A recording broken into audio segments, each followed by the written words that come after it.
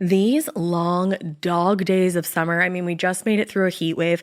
Mama was parched through this heat wave. I was hitting up Dunkin' every single day, and I will continue to probably for the rest of my days, but especially this summer.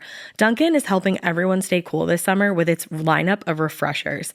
These drinks are packed with bold, fruity flavors and served ice cold. It's amazing. Dunkin' refreshers are the perfect afternoon pick-me-up. I like to start my morning with them personally, and then sometimes I go back for a second one because I'm just feeling crazy. They come in a variety of delicious flavors, including fan favorites mango pineapple and strawberry dragon fruit. And then for a limited time, there's black cherry and there's pink pineapple. I'm going to tell you something right now, and it's a bold claim, let me tell you, but I stand behind it. Pink pineapple will change your life. It is so good. It has me feeling like I'm sitting in a pool, resort side, just living, honey. It's so yummy. Try your favorite flavor with green tea, sparkling water, lemonade, or Dunkin's all-new limeade. I haven't tried the limeade yet, but I'm going to. Usually I get my drinks made with green tea and occasionally lemonade, but I do really like the green tea. Or if you don't want to build your own, try one of Dunkin's curated refreshers like the Cherry Lime Ricky or the Ultimate Pink Daydream. The Cherry Lime Ricky, scrumptious. I could drink like 3 of these a day. They're so freaking yummy. Head to Dunkin' today and find your favorite refresher. Dunkin' refreshers contain less than 1% fruit juice. Limited time offer. When it comes to online college, Southern New Hampshire University is so good, it's scary. Listen, the facts don't lie. SNHU has degree programs that fit your goals, online classes that fit your life, and real support at every step. And if that wasn't enough, they've got some of the lowest online tuition rates in the U.S. This is an airtight case, you guys. Visit snhu.edu/morbid to get started. That's snhu.edu/morbid. Chilling crime cases are mysterious, but finding coverage shouldn't be. With the State Farm Personal Price Plan, you have options and can personalize your plan to help create an affordable price so you can get back to cracking all of life's bigger cases.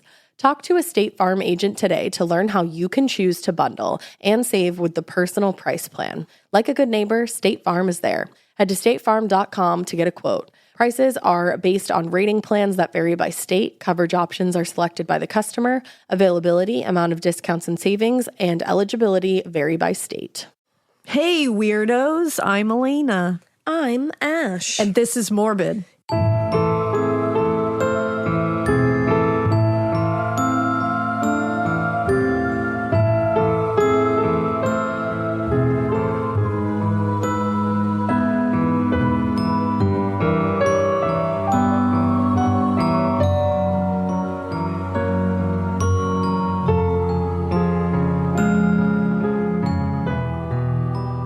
Yup, that's finite.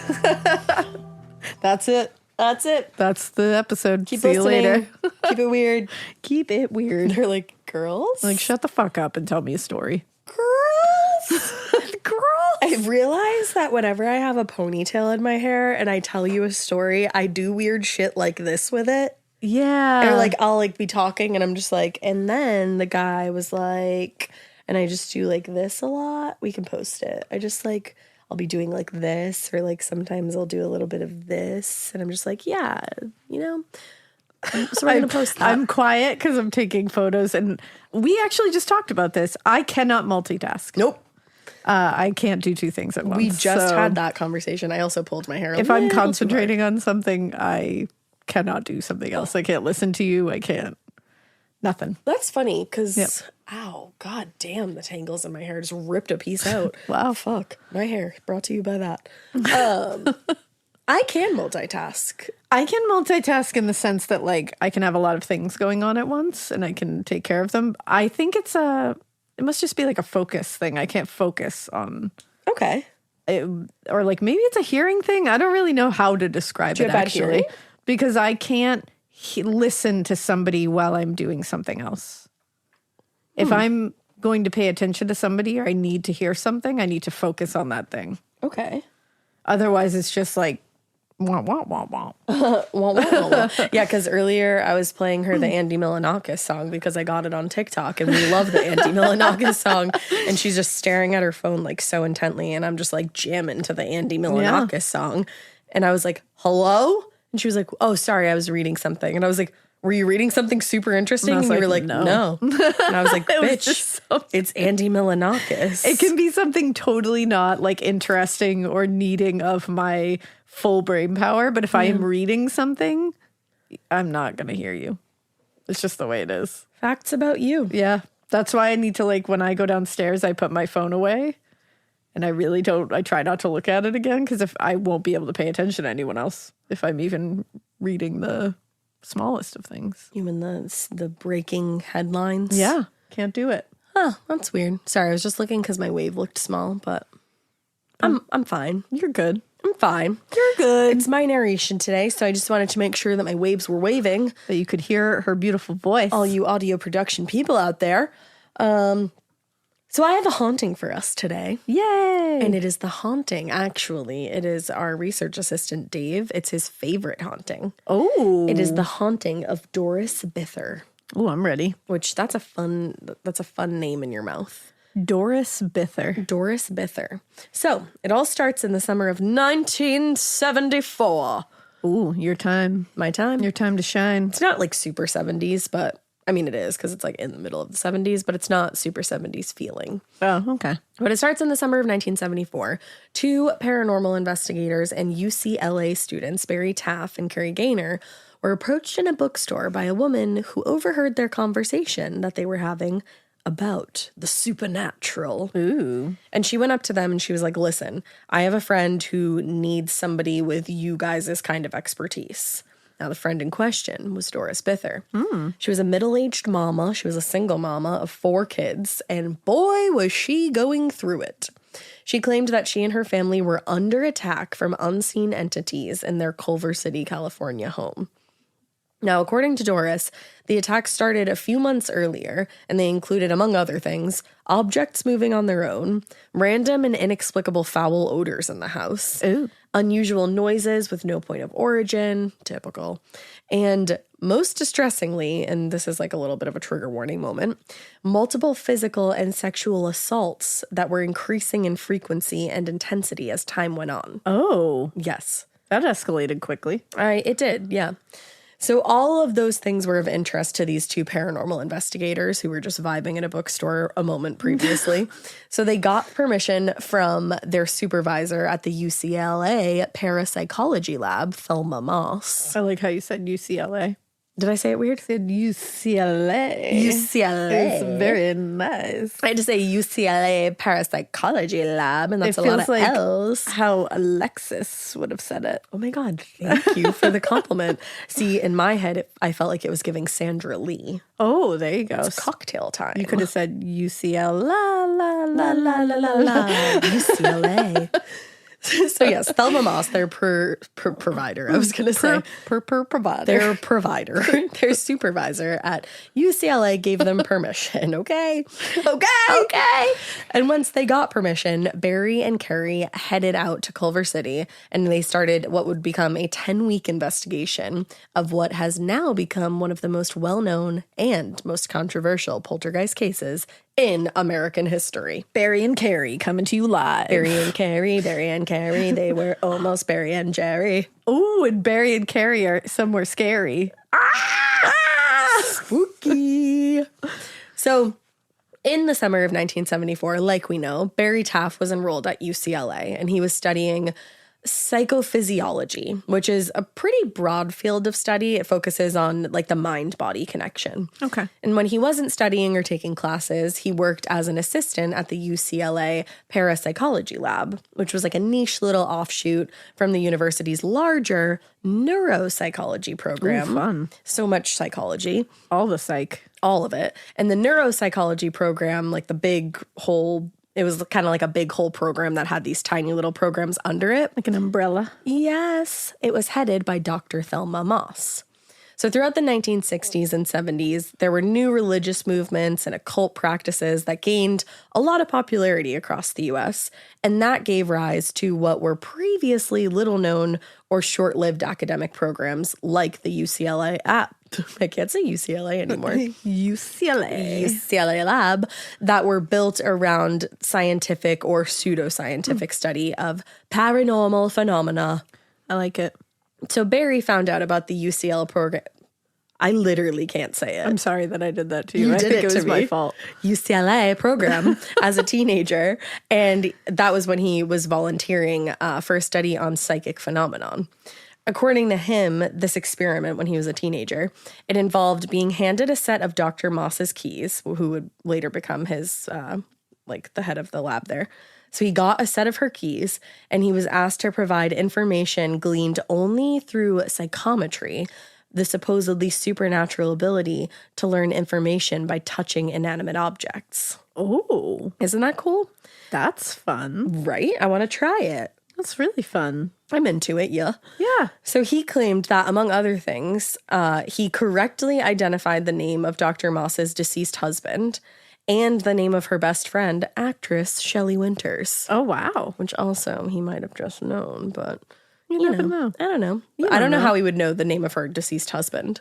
Yeah, I mean, this was in the 70s still, right? Yeah, so he couldn't have just Googled Couldn't it. just Google it, so. Exactly. Now I'd be like, all right. The only, Shelley Winters, I was like, well, maybe there was a newspaper where they got lunch together or something. Yeah. But the deceased husband? Interesting. Interesting. So it was the start of something big for Barry, and it kind of sparked his interest in this whole world of the paranormal. All right, Barry. So after enrolling at UCLA, he lobbied hard to get a position as a research assistant in the parapsychology lab. And by 1974, as we know, he did. He got accepted as a part-time lab assistant. But he did claim that most of his time was spent, quote unquote, in the field conducting research. And it was at UCLA that he met fellow student Kerry Gaynor, who was an undergraduate philosophy student. And Kerry also had developed a strong interest in the supernatural. So they kind of teamed up together. I like it. Me too. Dream BFFs team. being spooky. Yeah. It's giving Sam and Colby. I'm into it. You know? Yeah. So that brings us to August 1974, where Barry and Kerry were in a Los Angeles bookstore loudly discussing the supernatural. And loudly. Loudly. Like, ghosts! Loudly and proudly being like, parapsychology! Spirits! Poltergeists! What else? Creaking doors! Seances! Oh, Ouija boards! I love it. It's fun. That's what they did. That was their conversation. That was an audio clip of their conversation. Yeah, just so you Don't know. ask us how we got it. Yeah, I can't tell you where we Dave's sourced an that. amazing research assistant. He's He got it. incredible. We told you this was his favorite case. He went back to the past for it. Hell yeah, he did. So yes, they were loudly having that discussion previously inserted in here. And that's when they were approached by a middle-aged woman who said, like I said earlier, her friend Doris Bither was having paranormal activity in her home for months. And at this point, she was very, very desperate for help with the situation. But at the same time, she was also afraid to seek help from traditional organizations because I'm sure she was worried people wouldn't take her seriously. Of course. Now, according to the friend, Doris and her 3 sons, quote, claim to have seen semi-transparent apparitions of roughly human shape and size in their home. They had also seen objects move across the room on their own and had experienced other supernatural phenomena that they could not account for. Like, it had no explanation. Not super fun in their case. No.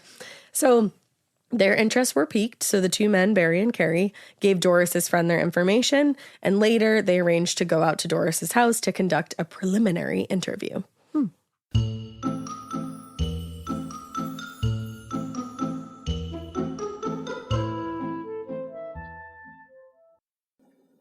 Getting paid twice a month doesn't mean money is scarce. It just feels that way. That feeling makes you do weird stuff, like putting things on a card you didn't need to. Earnin removes that feeling. With Earnin, you can access up to $150 per day of money you've already earned, plus up to $1,000 between paychecks. Standard transfers take 1 to 2 business days with no mandatory fees, and expedited transfers start at $3.99 and cap at $5.99. 5 million people are already on it, and honestly, it's wild it didn't exist sooner. Download Earnin on the App Store or Google Play, spelled like earning money without the G. Type in Morbid under podcast when you sign up. It'll really help the show. Earnin is a financial technology company, not a bank. Access limits are based on your earnings and risk factors. Standard cash outs take 1 to 2 business days with no mandatory fees. Expedited transfers available for a fee. Tips are voluntary and don't affect the service. Available in select states. Terms and restrictions apply. Visit earnin.com for full details. Chilling crime cases are mysterious, but finding coverage shouldn't be. With the State Farm Personal Price Plan, you have options and can personalize your plan to help create an affordable price so you can get back to cracking all of life's bigger cases. Talk to a State Farm agent today to learn how you can choose to bundle and save with the personal price plan. Like a good neighbor, State Farm is there. Head to statefarm.com to get a quote. Prices are based on rating plans that vary by state. Coverage options are selected by the customer. Availability, amount of discounts and savings, and eligibility vary by state.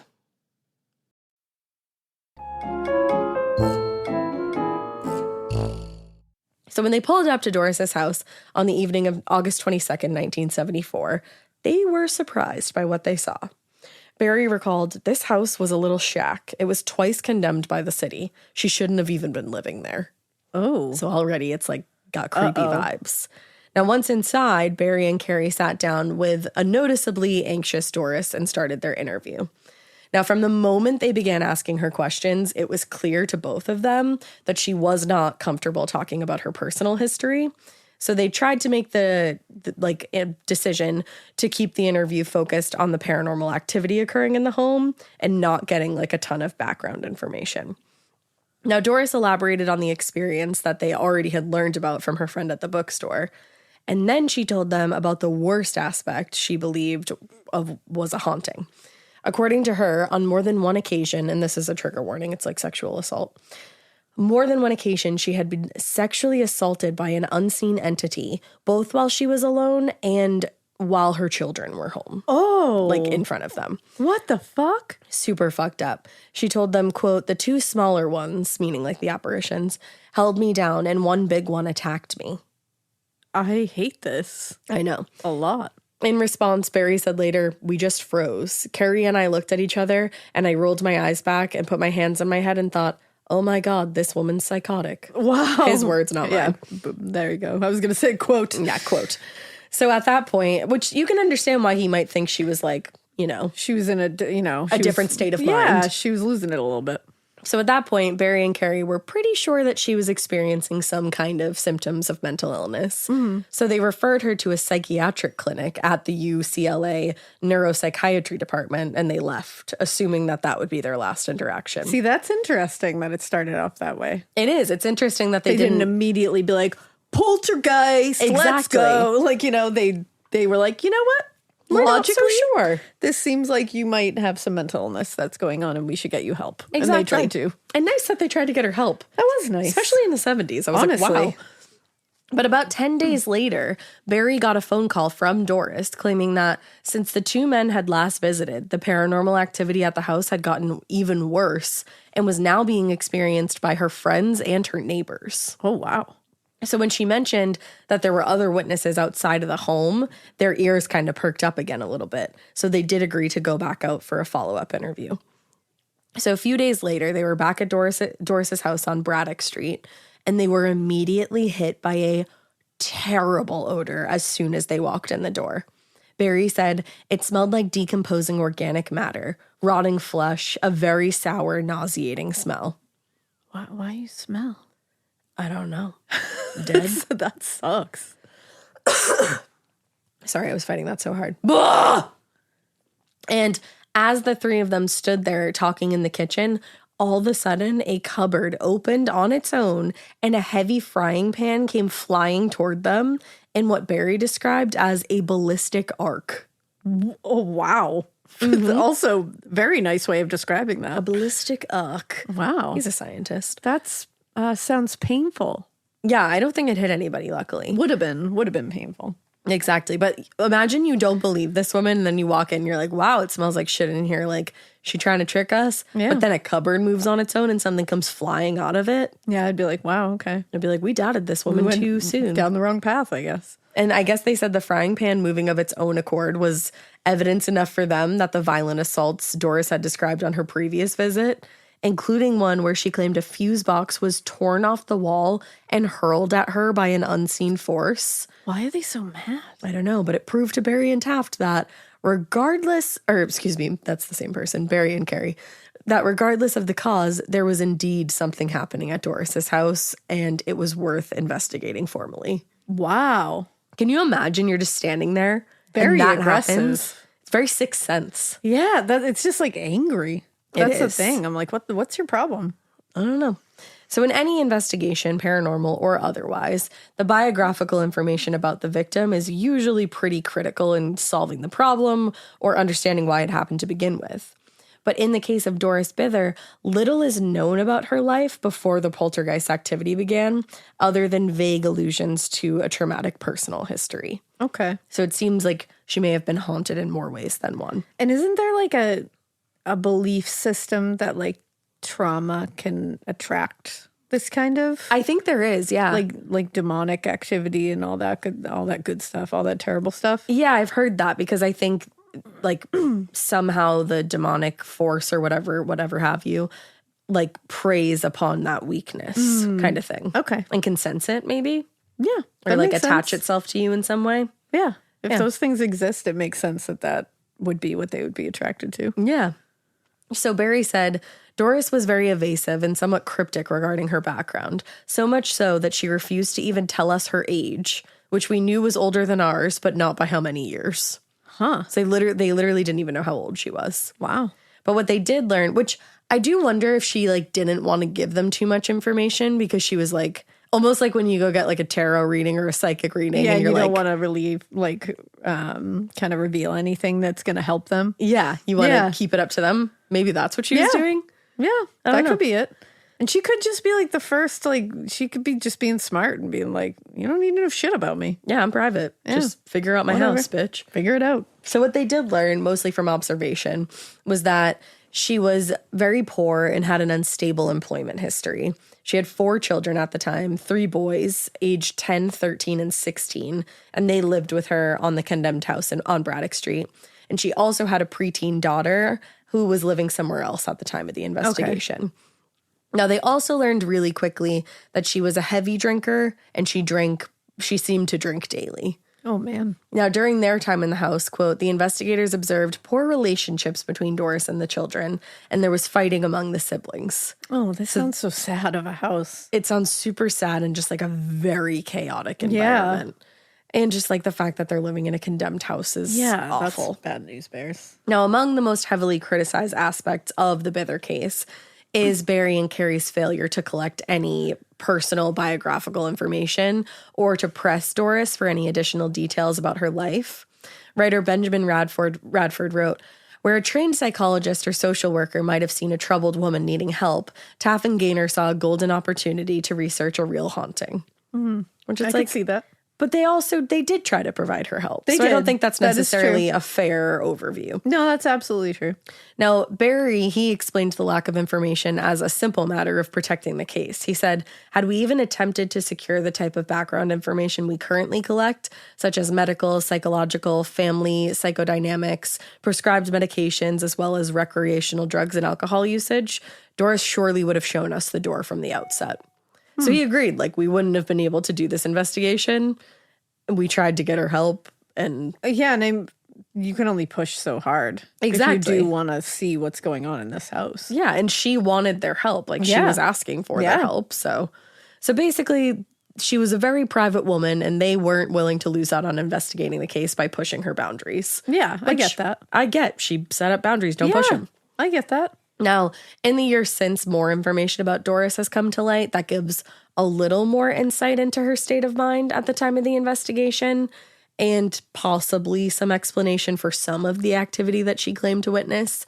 It should be said that most of the information learned after the investigation came from Doris's son, Brian Harris, who Barry Taff points out also struggled with addiction, and he did contradict himself a few times during the interview. But this is what we do know. Doris was said to have been born in Illinois in 1940 to a very dysfunctional family.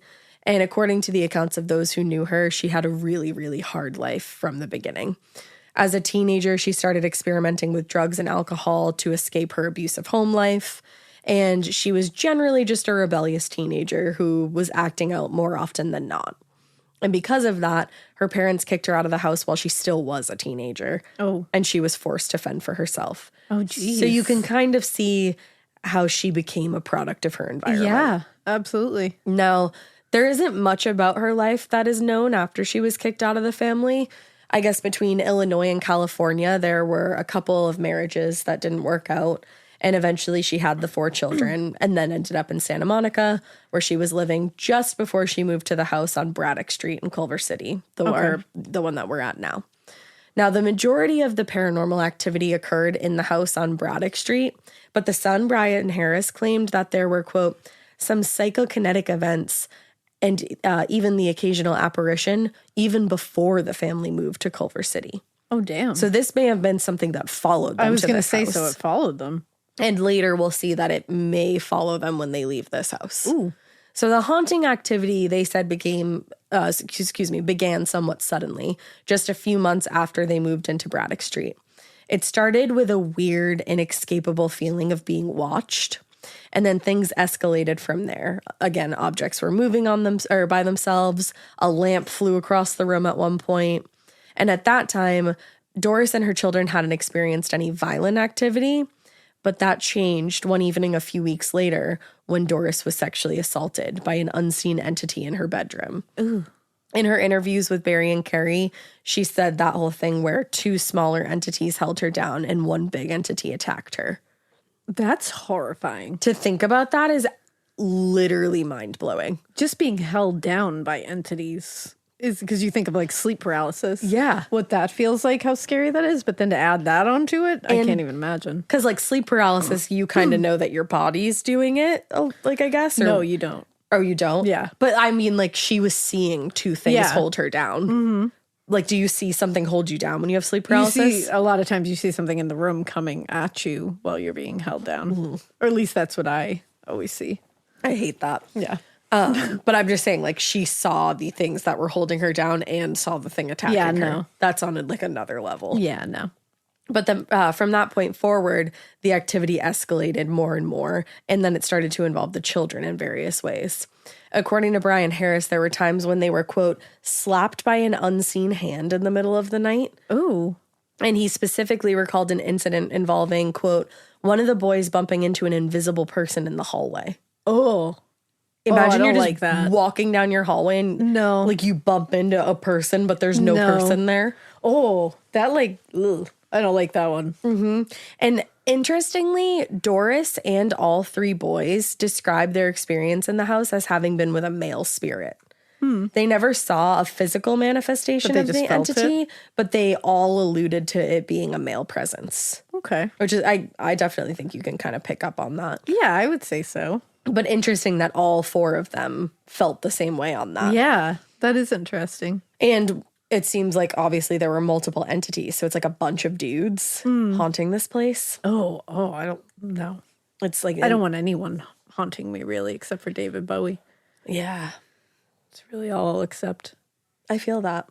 So according to Brian Harris, not long after moving in, Doris received a knock on the front door one afternoon, and she opened it, and this is a quote, she discovered an old Mexican lady, possibly in her 70s or 80s, who had come to deliver a message to the new occupants. He said the woman told his mother, "You need to get out. I used to live here in this old house back when it was just a farm and I was a little girl. There's something very evil here. This place is haunted and you need to get out." Oh. No. Yeah. I just went too much. So the woman just turned around and left without saying anything else. And a few months later, that's when everything started. That shit is straight out of a horror movie. Hate, loathe entirely. I always love someone coming to the door being like, saying you gotta get the fuck out of this house because I lived here once. There's some shit in here. You're gonna die if you don't get out of this house. And I love in the movie when the family goes, "Thank you so much." Bye. And then does not leave that house because that's what it sounds like here. I'm like, what the hell? It does. I think this family could not have gone anywhere else. No, I was going to say in this situation, it's totally different. But in the movies, you're like, get out of there. And also, it's like if somebody comes up to your house and is like, "I lived here once and it's haunted, you need to leave," you're not going to pack up and leave. No. Like I realize that before I get 100 comments of like how stupid I am that I don't know that. This is stupid. I was like, let me get ahead of that real quick. I mean, in the movies, when you watch it, you're always like, why the fuck don't you get out of that house? Exactly. But this is real. But here you're like, oh, I can see why. You're like, all right, but that's still really scary. But still. And also you said we were just saying about horror movies. This became a horror movie. Oh, it did? I think it's, I'll say it later. I think it's The Entity. So once Barry and Kerry were convinced that there was more to Doris's story than they originally thought, and they got that permission from Thelma Moss to conduct the study on behalf of the lab, they began that 10-week investigation. Now, similar into the investigation into Doris's personal history, the story of the paranormal investigation at the house on Braddock Street is light on the details, with the exception of one well-documented incident.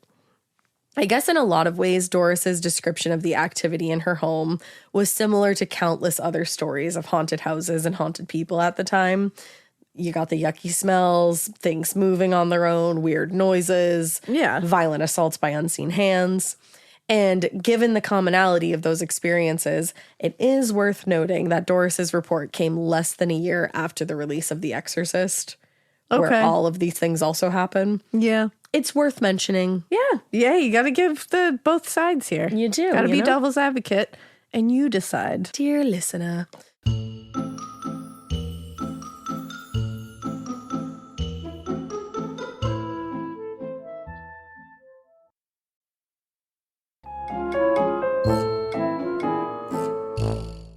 So what set Doris's story apart, though, from the more run-of-the-mill hauntings were the less common reports of the violent sexual assaults, which I guess is sometimes referred to as spectral rape or spectrophilia. Oh. I've never heard of that before. I have not either. But I'm glad that there's a name for it, because you say sexual assault and you're like, well, it's even more than that. Yeah, you're like, what's happening really here? It's scary. Now, Doris claimed that on multiple occasions she was spectrally raped by the invisible entities of 3 men, the largest of whom the kids came to refer to as Mr. Who's It.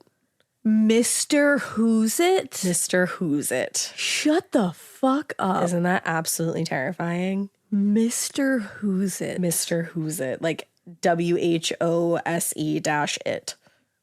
I don't know why, but I don't like that at all. No, I hate it. Like, there's nothing innately menacing about that, but somehow it is. It's the most menacing, and my body like, just it's not like again. Classically menacing, but when you listen, you're just like, no. Yeah, no. Nope, that sounds terrible. When you put it into the...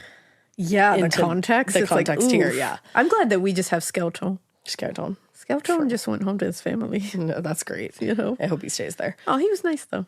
Yeah, she started talking about her closet the other day, and I got real freaked out. I was like, is it Skeleton? Skeleton? Did he come back? No. I miss Skeleton. I know. It's Top Hat. Yeah, he just seemed awesome. He did. Well, he's with his family. Every time we talked about Skeleton, I just pictured somebody being like, bow every time, you know? Correct. He feels very jazzy. He does. It's the like Top him. Hat. Yeah. And like the way he poses. Yeah, you know? But in these events, Doris claims that she was held down, pushed, and even thrown across the room, and then assaulted by at least one of the attackers. Barry Taff wrote in 2014, according to Doris's testimony, this event took place on several separate occasions, each time leaving behind large and distinct black and blue wounds, especially around the ankles, wrists, breasts, and groin area of the inner thighs. Oh. So she was literally covered in black and blues. And that's like very classic, like areas where you would have bruising after an assault. After being held down and Yeah. assaulted, yeah. So given the sensational and lurid nature of the assaults, it would be very fair to say that they were the aspect of the case that kind of elevated it above the more common reports of hauntings and poltergeist activity at the time. Just like, oh, yeah, like things are getting thrown around and, you know, it's smelly in here. Right. This upped the ante. Yeah. But it is worth noting that these attacks were only experienced by Doris and her sons, so there were no witnesses to the assaults outside of the family. Okay. And This part of the show is brought to you by Anua, the Korean skincare brand known for scientific, gentle, yet effective formulations. The latest from Anua is the Retinol Collagen Gua Sha Cream, a firming cream with a gua sha-shaped tip built right in. Have you guys heard of gua sha? It's that viral massage tool that moves fluid and tension out of your face. Less puffiness, a snatched jawline, honey, more definition in your face. Retinol firms and reduces fine lines, and collagen keeps your skin plump and structured. This cream has both of those things, arguably the most optimal combo for that snatched, lifted look all in one step. I am obsessed with the Gua Sha cream. First of all, it feels so cool to the touch when you put that on your face. It's just like, this is lovely. It's like a little spa treatment that you can give yourself. I like to do mine at night after I get out of the shower. I rubbed the cream on my face with the little gua sha. I'm sculpting that jawline, honey. I got it on the cheekbones. And actually, I had a facial the other day, and the lady doing my facial, the professional, she said, "Do you use a gua sha at home?" And I said, "I do." And I said, "How did you know that?" And she said, "I didn't have those little like bumps in my chin or like different areas like that." So she could tell that I was using the gua sha. And I said, "Oh my God." I just feel like I wake up less puffy in the morning when I do it the night before. But you can do it whenever you want to. I, 10 out of 10, recommend this product. The Anua Gua Sha Cream Value Set is available at anua.com, already discounted. Use code MORBID for an extra 10% off. That's ANUA.com, code MORBID. The Sherwin-Williams summer sale is here. Get 30% off select paints and stains or 35% off their newest product, Emerald Symmetry, July 17th through the 27th. Whether you're looking to refresh your interior or your exterior, they've got the colors to bring your vision to life. And with delivery, getting everything to your door is easier than ever. Shop online or visit your neighborhood Sherwin-Williams store. Retail sales only. Some exclusions apply. See store for details. Delivery available on qualifying orders. Wasn't any documentation of the physical evidence that had been left on her body. She just said what had happened. Okay. But I'm not doubting her. I'm just saying there's no evidence. If you look for it, it's not there. Hey, just the reality. Yes. Now, according to Barry, the physical and sexual assaults stopped altogether once the investigation began, and there were a large number of people coming and going at the Bither house. Okay. So I don't know if maybe the ghosts noted, like the demons, spirits noticed that there was people and we're like, we're not going to be able to get away with this. I don't know. I don't know. What, do you have shame? Is that what the... I don't think they had that. I don't know. I don't know about that. I think more people there to help her. Yeah. Perhaps, you know? Yeah, I guess. So despite the abrupt and kind of curious end of the physical and sexual assaults upon the introduction of potential witnesses, Barry and Kerry maintained their belief that Doris really was experiencing what she said, a genuine poltergeist activity. In 2011, Barry wrote that Doris's case, quote, "was not in my professional opinion the result of spectral rape, but rather a disturbingly real poltergeist outbreak." Oh, okay. And he kind of became like the unofficial spokesperson for the investigative team. And he claimed the real focus of the investigation was the moving objects and the frequently reported balls of light that manifested around Doris during this time. Okay. Because, I mean, Barry and Kerry, they saw one of those pans fly out of... Yep. Okay. So they were like, we want to investigate the shit that moves and flies on its own and like the foul odors and stuff. That honestly makes more sense to me, and it makes me feel like they were at least there to really get the real story. Deal here, because they were like, we witnessed with our own eyes this pan fly out of this cabinet, so we're going to follow this and not what the other stuff. Because that we're not there for and that we've never seen. Exactly. I think that's a smart way to go about it. So at the time of the investigation, the UCLA parapsychology lab was among the most underfunded programs on campus. And because she herself was skeptical of Doris's claims, Dr. Thelma Moss refused to direct any resources, substantial resources, toward the investigation. So because of that, Taff and the team of mostly student researchers relied on pretty basic techniques for collecting their evidence. They did, traditional photography, temperature gauges, I believe it's a Geiger. Is that what it is? Yeah, I think it's a Geiger counter. Okay, a Geiger counter. And that can detect differences in radiation levels. And, of course, sound recording equipment. That's the whole gamut of what they had. Okay. At first, they tried to communicate with the entity, quote, asking spirits to create sounds or manipulate lights in response to questions. Now, they occasionally got responses to their questions, but Taff admitted, quote, the answers we received could not be confirmed and never really made any sense. So they made other attempts to communicate with the spirits, and they relied on Doris's friend, who claimed to be psychic, Candy. And actually, Candy was Candy. Candy cane. Candy cane. She was the one who originally approached Barry and Kerry in the bookstore while they were talking loudly. Okay. Clip above. Candy cane. Candy cane. It's rusty nail. Now, aside from occasionally screaming out, quote, that there was something in the corner, not that she could see but sense, these attempts at communication were also pretty unsuccessful. Okay. Unfortunately. So in an attempt to document the presence, the investigators started taking photos with their Polaroid cameras. There were a bunch of photos taken, but the images didn't really show any kind of ghostly presence. But then, as they were assembled in the kitchen, Doris's friend Candy shouted, "It's right in front of my face." Kerry turned quickly, directed the camera toward Candy, and took 2 photos that the investigators claim are evidence of the entity's presence in the home. I'm going to show them to Elena right now, but I'm going to make sure that we post them so you guys can see them. No, we're not going to. You can't see them. You can never see them. Oh. Okay. Yeah. All right. And interesting. Then this photo, which I'll talk about in a second, is supposed to be the control photo that they took. And I think that thing across her face is like a scratch on the photo. I don't think it's the entity.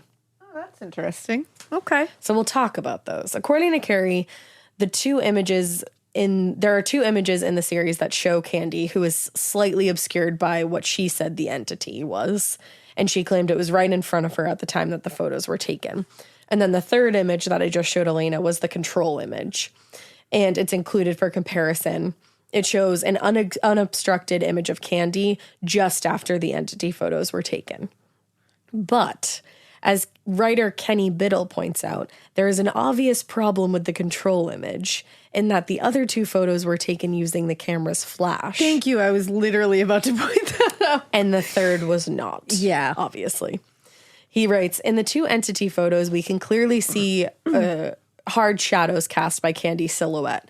Both hard shadows are consistent with the use of a flash bar on the Polaroid camera, which features single-use bulbs, 5 on each side.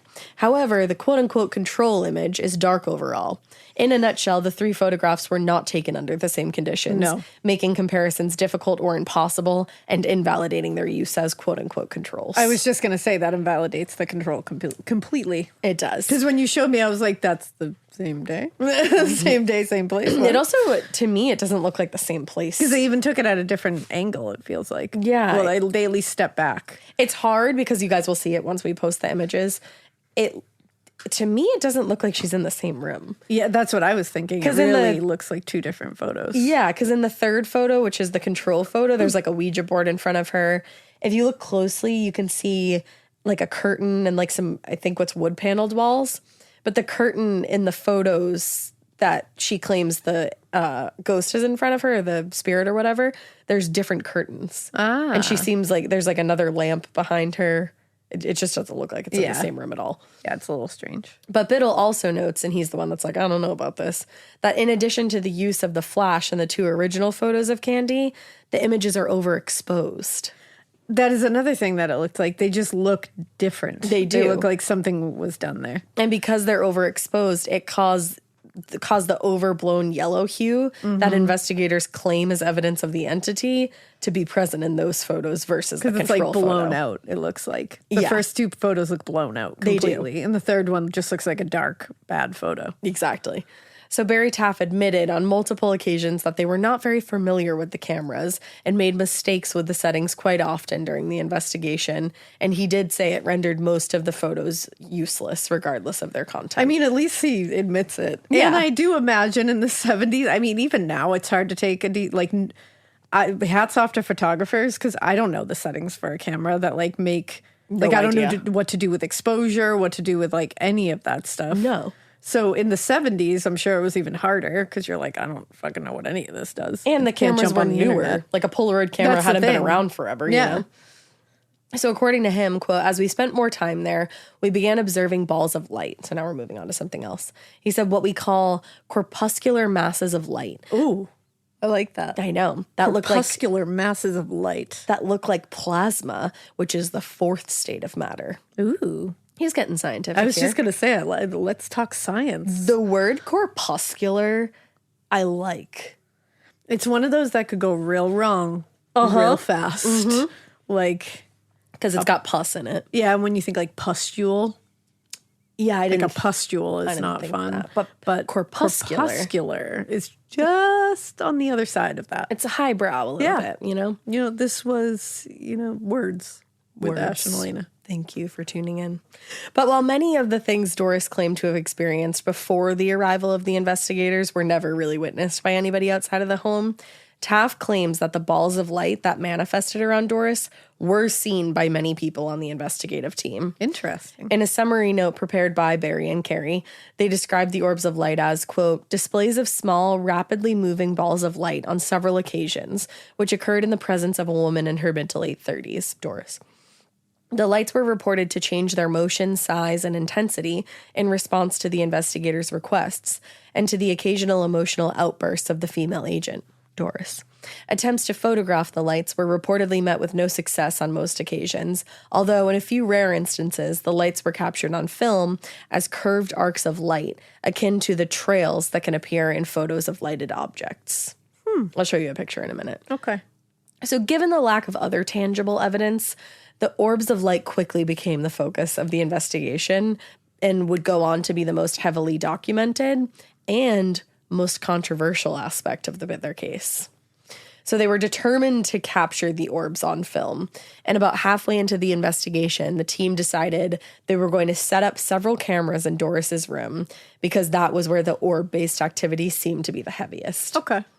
So at first, nothing happened. But the team kept checking in, and sure enough, the orb activity increased in intensity. Years later, Barry Taff described the lights as, quote, moving pulsing flashes of light, lime green in color, three-dimensional in nature, which were not stable in size or luminosity.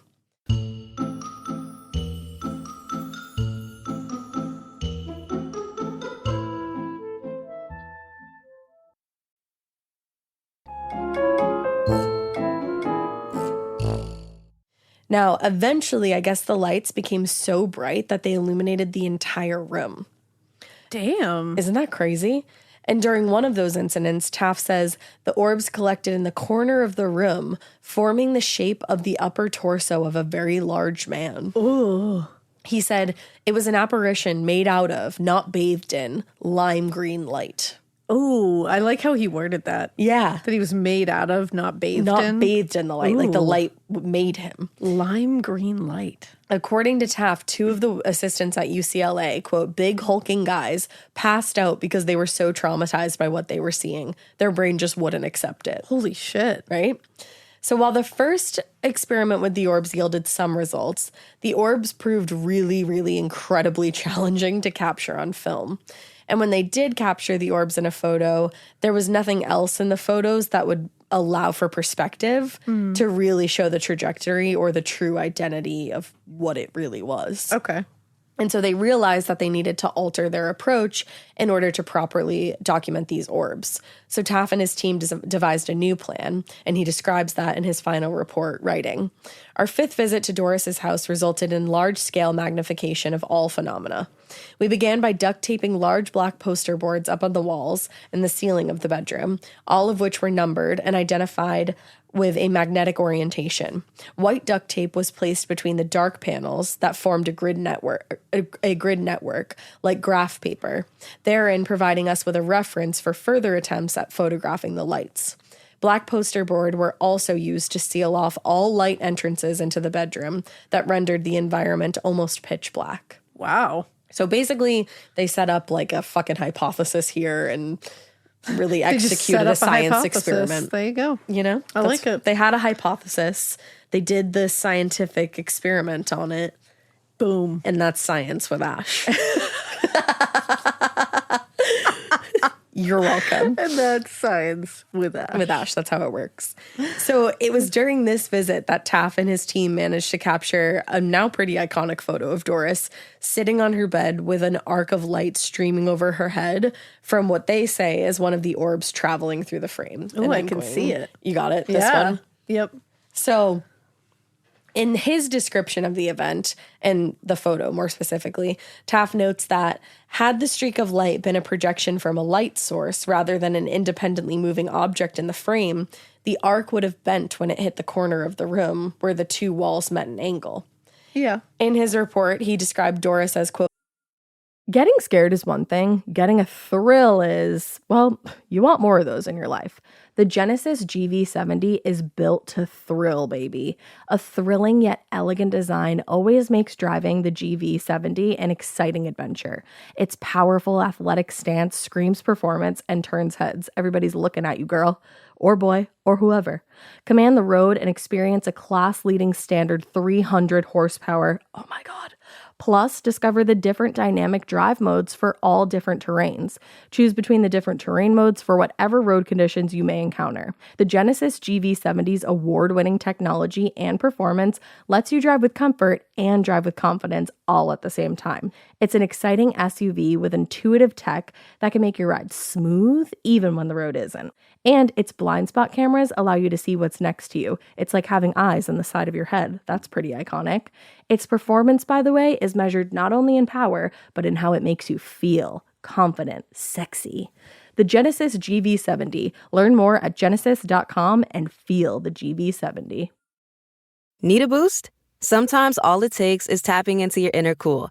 Icebreaker's gum helps you unleash the confidence within. Each chew releases a rush of icy flavor powered by cooling flavor crystals, sending a wave of refreshment to reinvigorate all your senses. Icebreaker's convenient pack fits everywhere, from car cup holders to backpack pockets, so you can find your cool wherever you go.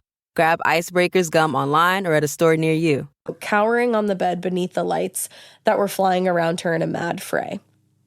Okay. So that's his take on it. And I can see what he's saying about the corner there. Definitely, I get what he's saying about the corner. I don't think she seems to be cowering very much. She just kind of looks like she's looking at it. She's holding like the side of her head and she looks like she's looking back at something. Yeah, and it almost to me looked like she was like moving her hair like out of... Yeah, or she was like covering her ear. Yeah, exactly. Maybe. But photo analyst Kenny Biddle, who is a bit of a skeptic on this case, points out the photo does not in fact show Bither cowering, but instead sitting on the bed looking, if anything, a bit uninterested as the other team members sit idly. I don't think you can say she looks uninterested. Well, I think that's the thing. I don't think any of us can look at this very grainy black and white photograph where you can't see her face. That's the thing. You can't see and her take face. anything from it. She's sitting there. She's looking at it. That's all I can tell you is she's looking back at something that looks like she's looking at the light. Mm-hmm. But I can't say whether she's interested, uninterested, sick, healthy, sad, happy, scared, not scared. I can't say anything, so I'm not gonna. She's sitting there. She's looking at something. Exactly. Now, Biddle also points out, while Taff described having hung black poster board with duct tape grids around the room to adequately document the phenomenon and do the scientific experiment, the picture clearly shows bare walls with no hint of poster board or tape. That's what I was going to ask, because at first I was like, oh, maybe like because it's black and white, we can't really tell that those are like covered. But then there's like decorations on the wall. Yeah. You can see. You don't see any of that. Yeah. That's the thing. Now, according to Taff, a few days after they set the room up with the poster board, but before they started taking pictures, they got a call from Doris who asked that they return as soon as possible. And he said when they arrived at the house, they discovered that the poster board they hung had all been torn down. And that's when they got this photo. Now, Doris, very convenient. Doris claimed that it happened one afternoon while she and the kids were out of the house. Also convenient. Okay. But Taff even acknowledges the possibility that she had torn everything down in order to bolster her claim and get some more attention. Okay. If this is what that was. So after 10 weeks of investigation in Doris's home, Thelma Moss came to the house to witness what Barry and Kerry had claimed was happening. Because she's like, you're spending a lot of time on this. What are we getting out of this? But during her visit to the house, she didn't witness anything unusual at all. Now, until that point, the majority of the activity Doris claimed to have experienced had been relayed to the investigators after the fact, with no way to verify the accuracy of their claims. So given that Thelma Moss hadn't experienced anything unusual during her visit, and the best that Barry and Kerry could come up with was a couple blurry photos, she pulled the plug on the project and the investigation. Yeah, I don't blame her. I don't either. I think she was like, listen, this is supposed to be legit, and like you guys aren't really getting a lot here, and you've been here for 10 weeks. Like, this isn't worth it. No. So the investigation into Doris Bither's haunting came to an abrupt and unceremonious end. Now, by the time investigators had exited Doris's life, she had managed to save enough money from working part-time jobs to move from the house on Braddock Street to a new house elsewhere in the city. Oh, that's good. But she didn't leave a forwarding address with Taff or his team of investigators. So luckily, by the time Doris had started working with writer/director Frank DiFilippo, it's hard to say, he was working on the fictionalized account of her experience, a movie called The Entity. And it would later be adapted for a film starring Barbara Hershey, I think, as Doris. But at that point, he helped Barry Taff and Kerry Gaynor get in touch with Doris for a follow-up interview. Oh, that was nice of him. It was. So she claimed that things were quiet in her new house for a few weeks, but not long after moving, the activity had started up again. Uh-oh. And by the time the investigators reached out to her, she claimed it was affecting the houses on either side of her. Oh. Talk to those people. Talk to them. So they arranged a visit to Doris's house they brought some basic recording equipment with them to document the interview.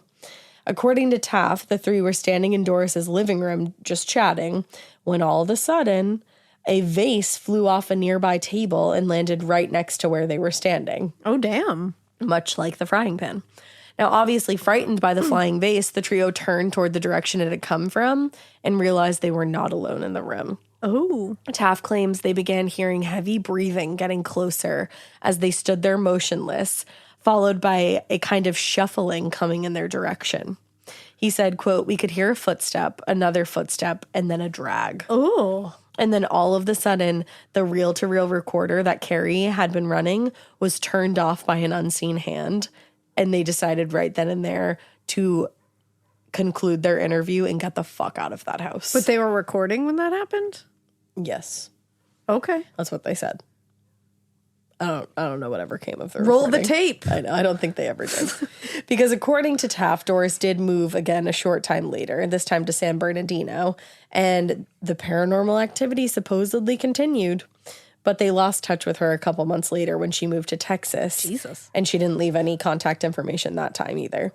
So Barry Taff said, "The last time I ever heard from Doris Bither was around when the film came out in 1983, and she was at a screening at Fox with all of us. I think she felt threatened by all this attention. But on another level, I think she appreciated that we were trying to help her come to grips with what was going on." This is wild. It's crazy. Now, in his assessment of the case, skeptic Benjamin Radford wrote, quote, "As is often the case with haunted people, the introduction of psychics, paranormal investigators, and other self-styled ghost hunters escalated and arguably exacerbated Bither's situation." So he's saying, like, I don't know, I think it all kind of got worse when she got attention. Yeah. I mean, you can see that happen in cases. Totally. So... But regardless of whether someone believes Doris Bither's account of spectral rape and demonic assaults and everything else that she went through in her house, everyone who knew her or came into contact with her during this period agreed that she was a very fragile woman who was desperately just seeking any kind of help. That's really sad. So no matter what, it's really unfortunate. Yeah. Now, unfortunately, some people feel like what she found was two opportunistic college students who were hoping to make a name for themselves. And become like big time paranormal investigators, a la Exactly. the Warrens. And I guess those people feel like when Barry and Kerry had gotten all they could from her, they walked out of her life and never really offered much help or explanation for her experiences. Oy. Now, sadly, she died from respiratory failure in 1999. Oh, wow. At the age of 59. Oh, she was young. And according to her son Brian, she was plagued by paranormal harassment until the day that she died. Wow. So I don't know what I think about this case. Wow. That picture with the light is really interesting, but I don't know if there's a way to make that happen. That's the thing. I don't know if it's like, because there's like a little other part of the picture where there's like a slight bit of light in there. Yeah, on the top of the arc, like to the left of it. To the left, it's like an upside down arc. Yeah. And I'm like, was something shined at the camera that made some kind of reflection that didn't need to be bent in that corner because it wasn't directed towards that corner? Exactly. I don't know. I don't know how those cameras work. I wish there was just more evidence than what we got. Yeah, I wish there was some, throw a fucking tape recorder on. Yeah. Let me hear some stuff. Exactly. You know? Like you had tape recorders back then. Yeah, I don't know. I think the lack of evidence here kind of makes me feel like maybe they were just hoping to make it big and they saw this as an opportunity. Yeah. But the fact that her son said that she was haunted until the day that she died, and like this activity even started before that house. Yeah. But then I was, in my head, I'm like, why would they leave the second house when the curious paranormal activity started? Yeah, that's true. I'm like, you just suddenly decided to leave? Yeah, I don't know.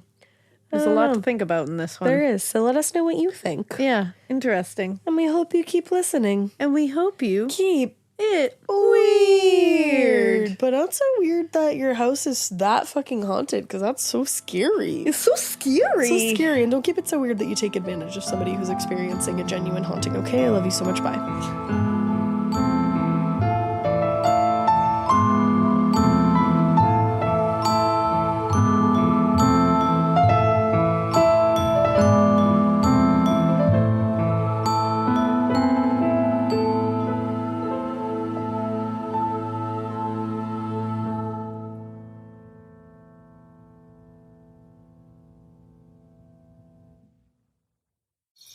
Traditional home security only alerts you after a break-in, and that's too late. SimpliSafe is changing that. Stop. This is SimpliSafe. Police are on the way.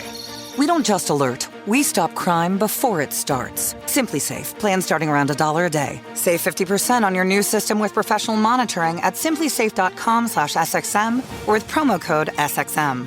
Outdoor deterrence requires a SimpliSafe Active Guard outdoor protection plan starting at $49.99 a month. Visit simplisafe.com/licenses for alarm license information. Tennessee 2012. Talk about regrets. We all know someone who's been in a car accident and said, I don't need to call a lawyer, only to regret it after their pain and damages were worse than expected. When someone hurts you, you deserve to be compensated fairly. Morgan & Morgan is America's largest injury law firm, fighting for the people for over 35 years. Injured? Visit forthepeople.com/podcast. That's forthepeople.com/podcast. Their fee is free unless they win.